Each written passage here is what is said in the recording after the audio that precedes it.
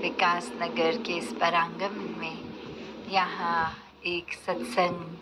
को करने के लिए दूर दराज से और इस शहर से भी आए आप सबने समय निकाल कर इधर उपस्थिति दी। और एक ये उपस्थिति का भाव एक कोई सिर्फ गैदरिंग नहीं, कोई सिर्फ इकट्ठा एक शरीर रूप से होकर कोई भीड़ का भाव नहीं, मन में एक परमात्मा को, इस निराकार को बसा के ये सत्संग के उद्देश्य से सभी जहाँ अपने घरों से भी निकले और अभी भी ये सत्संग को सत्संग के लिए ही किया जा रहा है। कोई मन में ऐसे भाव नहीं कि कुछ सत्संग करेंगे तो जीवन में कुछ कठिनाई कम होगी या कोई धन दौलत हासिल होगी। एक सत्संग का भाव, जैसे अभी संदेश सुन ही रहे थे कि ये परमात्मा जिसने पूरे ब्रह्मांड की रचना की है और वहीं ये इंसानी रूप हमें भी मिला, और कैसे इस इंसानी जीवन में जीते जी इस परमात्मा की प्राप्ति कर लेंगे तो अपना असली निज रूप पता चलेगा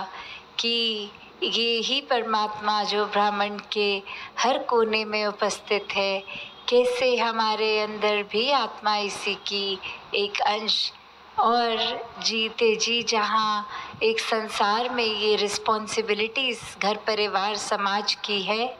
उसको पूरा करते जाना है, पर उसमें ही इतना खचित नहीं हो जाना कि आगे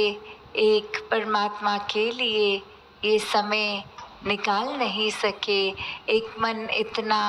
उलझ जाए बीते कल में या आने वाले कल में कि इस समय की जो एक इम्पोर्टेंस है, एक कीमत है, वो ही एक ये करंट इस समय का चलता हुआ ये पल, इसको ही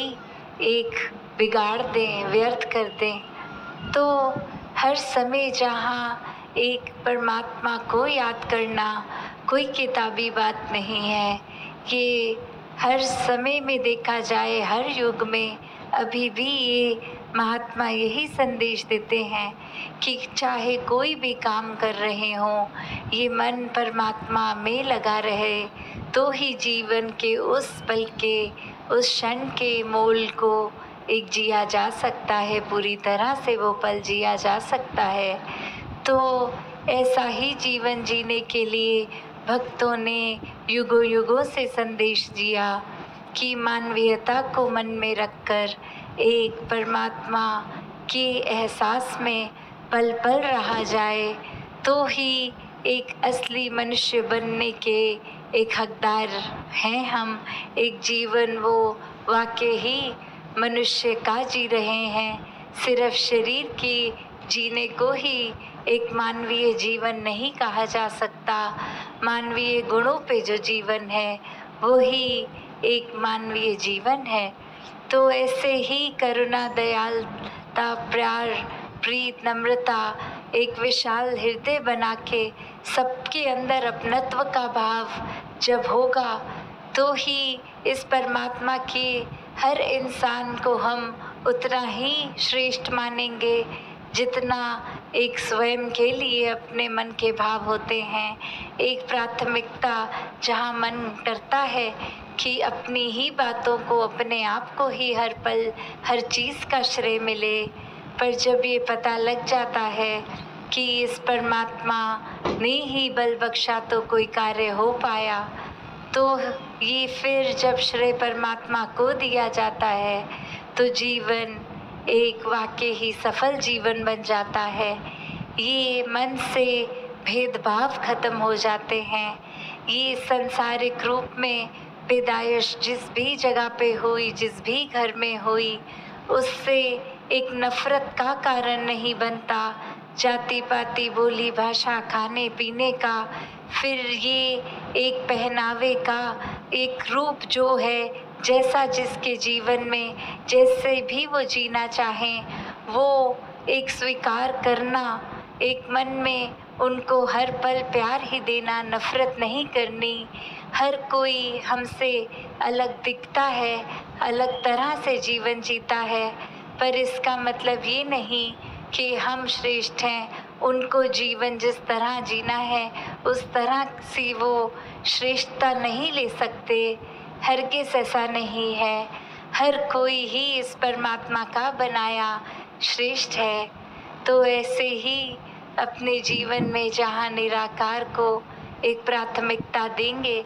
एक ये बात समझ आती रहेगी कि जब इस परमात्मा से प्यार हो गया, ये प्रेमा भक्ति की ओर जीवन चला गया, तो फिर ये परमात्मा की बनाई रचना सबसे ही उतना प्यार होता है। फिर अगर हम नेचर की भी बात करते हैं कि क्यों फिर एक हरगिज़ मन गंदगी भी फैलाने को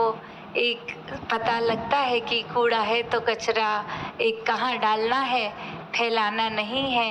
एक वृक्ष को लगाना है, काटना नहीं है। कैसे एक जीवन के हर पहलू पे फिर एक वो बात आ जाती है कि जब ये प्यार इस कादर से, तो इसकी कुदरत से भी उतना ही प्यार।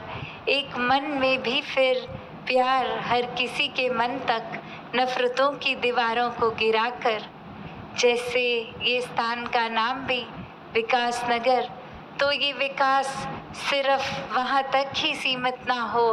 कि एक कोई आर्थिक विकास हो रहा है, एक शहर के जैसे सुंदरता का विकास है, पर ये मन का विकास होना ज़रूरी है। जब जब इस निराकार के आश्रय मन को लगाएंगे, ये मन और सुनहरा होता जाएगा, ये जीवन और सुनहरा होता जाएगा। ये विकास तो मनों में, जीवन में इस प्यार से ही आना है, परमात्मा को एहसास से ही आना है। तो ऐसे ही विकास से भरे जीवन को हर कोई जीता जाए। एक यहाँ वो भी जिक्र हो रहा है कि हम यमुना के किनारे बैठे हैं, तो भाव वही कि अगर हम ऊपर से जाएंगे, कोई नदी एक बहती देखते हैं, तो एक ये नज़र आता है कि ये एक छोर है, ये दूसरा छोर है, और इसके बीच ये बहता पानी, बस यही सीमित रूप है इस नदी का। जो आंखें सिर्फ एक छोटे दायरे में देखेंगी उसको तो यही दिखेगा, और वहीं एक जैसे एक विशालता का जिक्र हो रहा है कि वही अपने हम विजन को, अपनी ये दृष्टि को और विशाल करें तो समझ आता है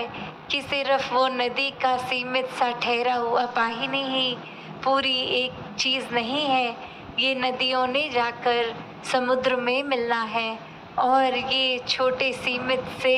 उठकर कितनी एक असीम रूप ये पानी का, वो असली रूप। उसी प्रकार हम अपने जीवन को भी अगर देखते हैं कि एक जीवन और मौत, दो छोर और बीच की जी गई ये ज़िंदगी,